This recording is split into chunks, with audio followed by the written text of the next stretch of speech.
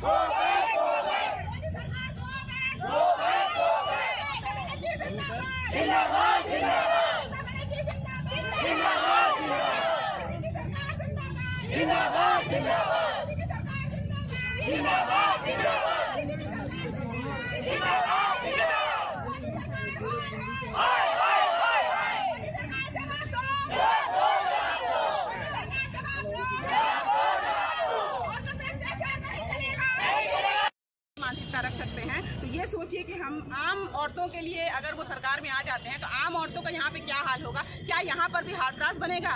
क्या यहाँ पर भी जो है रेप वाला जो स्टेट बनेगा? नहीं, हमें ऐसी मानसिकता वाले लोग नहीं चाहिए।